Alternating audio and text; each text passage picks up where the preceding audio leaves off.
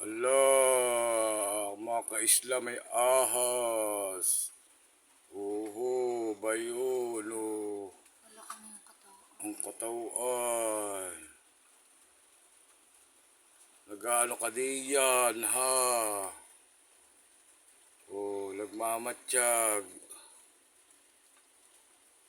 Malaki na yan. Masama ang tingin sa iyagom. Oh, Allah. Ganyan pala ka naman. Parang sawa yan. Bakit may palta? Nag-ano ka diyan, ha?